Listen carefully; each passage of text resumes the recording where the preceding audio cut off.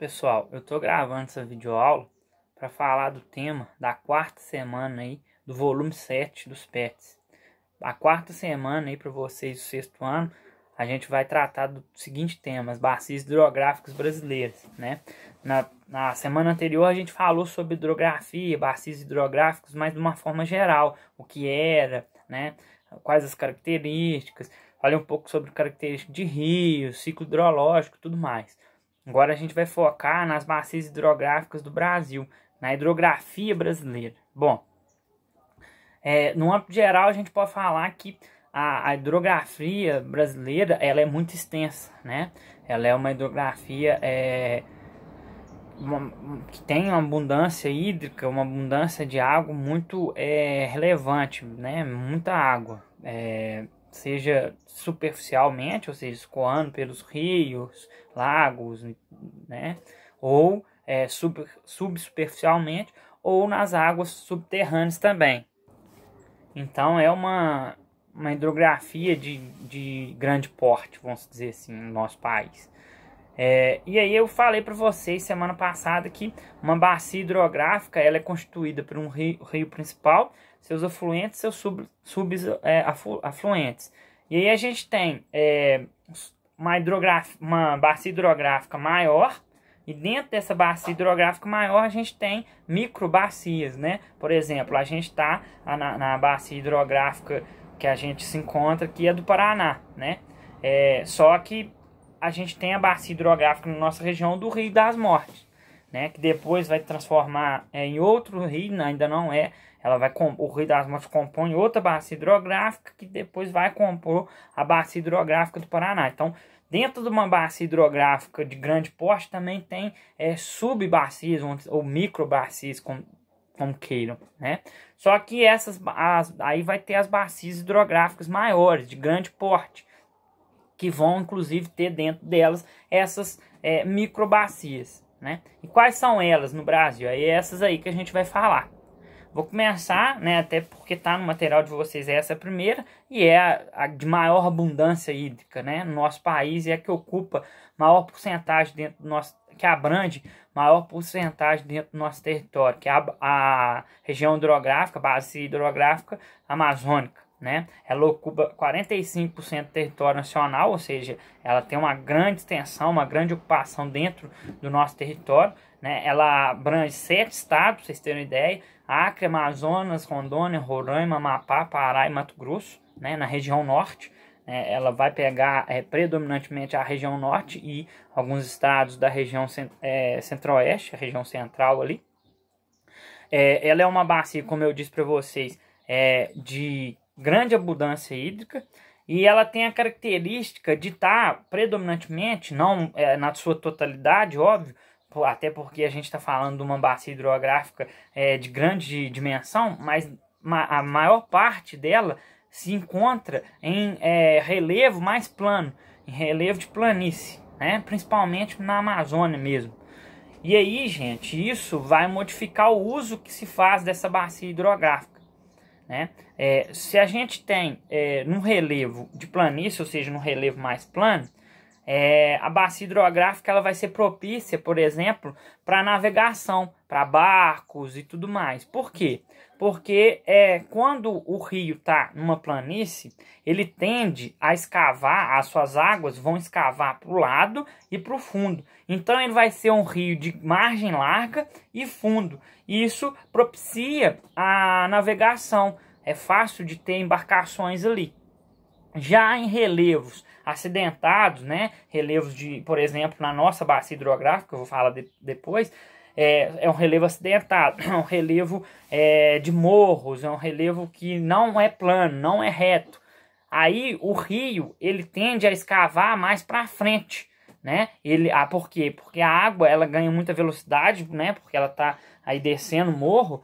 Então ela vai ganhar muita velocidade e ela vai escavar só para frente. Ela não escava muito para os lados e nem para o fundo. Então, nessas regiões de relevo mais acidentado, os rios tendem a ser mais rasos e com margens mais curtas, né? Então, nessas regiões, por exemplo, não é bom para embarcação. mas é bom para, por exemplo, para o aproveitamento de hidrelétrica, porque aproveitamento de hidrelétrica, que gera luz, né, precisa da força da água, né? E se a gente está num relevo plano, por exemplo, a região hidrográfica amazônica, já não é propício para isso. Por quê? Porque a água desses rios planos, ela não ganha tanta força, ela não tem tanta força para gerar energia, né? Tanto é que se a gente pega a região hidrográfica amazônica, que ocupa 45% do território brasileiro, que é a maior bacia hidrográfica do país, né? É disparada maior, ela não vai ter tantas hidrelétricas. Por quê? Porque os rios dessa região não vão ter, não vão propiciar esse tipo de uso dele, né? Isso também, pessoal, a gente está falando de uma bacia hidrográfica de grande dimensão, né? E todas essas aqui vão ser as de maiores dimensões. Não significa, né, que não vai existir nenhum rio de relevo acidentado na bacia hidrográfica da Amazônica, né? E nenhum rio, não significa também que não vai existir nenhum rio plano, né, com margens mais largas e mais fundas aqui na nossa região. Pode existir, mas vai ser menos, né? Lá na região da bacia da Amazônia, bacia hidrográfica amazônica, vai ser predominantemente rios de margens largas e fundos, né? Rios que estão sob planície. Então, vamos lá, vamos continuar. Aí, seguindo aí, a gente tem a bacia hidrográfica Tocantins-Araguaia, que vai corresponder a 10,8% do território brasileiro, vai abranger 6 estados, Goiás, Tocantins, Pará, Maranhão, Mato Grosso, Distrito Federal, né? Vai ser uma bacia hidrográfica também predominantemente de rios mais planos, então um aproveitamento mais para embarcações e coisas do tipo, e menos para hidrelétricas, né? É uma bacia hidrográfica que, desse ponto de vista de relevo, os rios vão se parecer muito com o da região da bacia hidrográfica amazônica. Seguindo, bacia hidrográfica do São Francisco vai ocupar 7,5% do território brasileiro. Ela vai abranger 7 estados: Bahia, Minas Gerais, Pernambuco, Alagoas, Sergipe, Goiás e Distrito Federal. Essa bacia hidrográfica, ela corre sobre um relevo jamais acidentado, né? Inclusive principalmente aqui em Minas Gerais, mas pega trechos mais planos, né? Por exemplo, o Rio São Francisco, que é o principal rio dessa bacia, ele é um rio que vai ter partes que ele corre sobre um relevo mais plano, então ele vai estar bem mais fundo e mais largo. E vai ter partes que ele vai ser bem mais curto e mais raso, porque ele vai estar sobre esse relevo acidentado, né? Então ele vai ter essa característica. Inclusive a nascente dele é aqui em Minas Gerais, aqui na Serra da Canastra, numa serra. A nascente dele é numa serra. Só para lembrar, pessoal, toda bacia hidrográfica vai ter um rio principal, né? A bacia hidrográfica da Amazônica, o Rio Amazonas; da Tocantins-Araguaia, o Rio Tocantins-Araguaia; a bacia hidrográfica São Francisco, o Rio São Francisco. Geralmente, obviamente, o principal rio dessa bacia leva o nome da bacia. Região hidrográfica Paraná, ou bacia hidrográfica do Paraná, que é inclusive a que vai se inserir, todos os rios da nossa região vai escoar para ela. O Rio das Mortes vai chegar lá no Rio Paraná e vai escoar nele, né? É a bacia hidrográfica maior na nossa região, e as microbacias que a gente tem aqui, a microbacia, por exemplo, do Rio das Mortes, vai ir para ele. Ela ocupa 10% do território brasileiro, abrange 7 estados: São Paulo, Paraná, Mato Grosso do Sul, Minas Gerais, Goiás, Santa Catarina e Distrito Federal.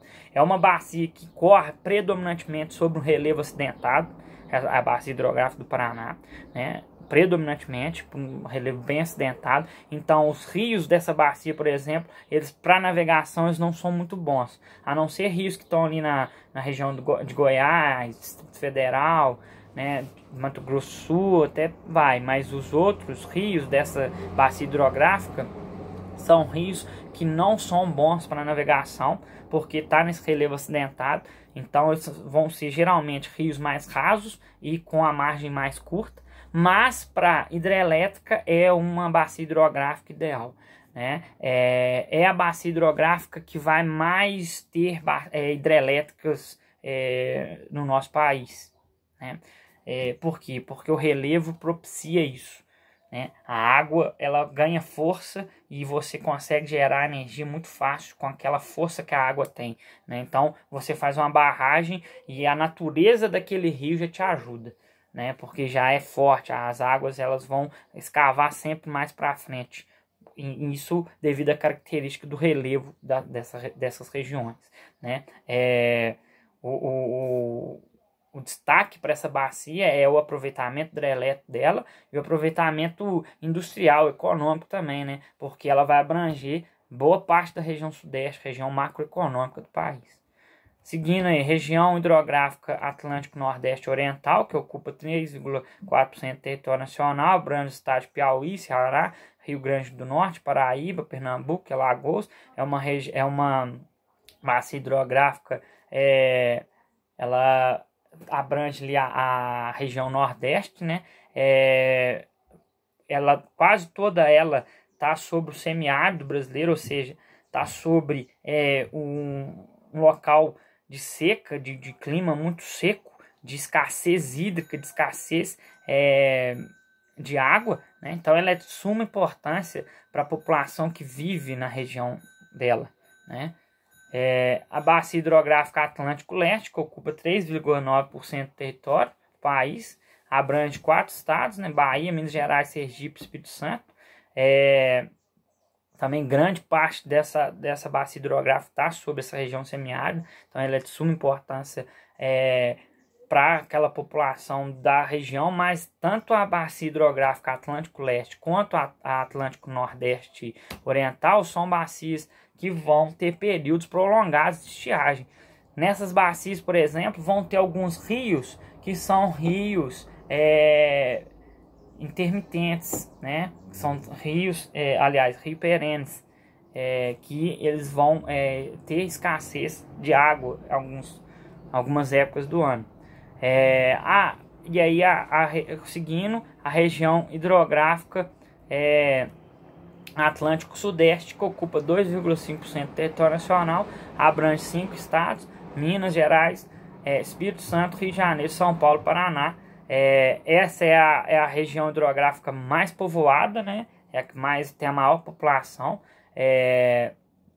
Ela apresenta uma diversidade, né, de atividades econômicas muito grande, significativo parque industrial também. Vai ser uma bacia hidrográfica também que tem um aproveitamento hidrelétrico muito grande por causa do relevo das regiões onde que ela está, um relevo acidentado. Então vai ter esse aproveitamento e também por conta dessa questão econômica, né? Está numa zona economicamente muito ativa essa bacia hidrográfica, né? Então ela é de importância. Só para fazer um adendo aí, não sei se vocês observaram, olha como que Minas Gerais pertence a várias bacias hidrográficas, né? Não sei se vocês observaram isso. Então é isso aí, pessoal. Essas são as bacias hidrográficas brasileiras. Eu tentei fazer uma aula mais resumida, mais compilada, para não ficar aquela aula tão grande e desgastante, ok?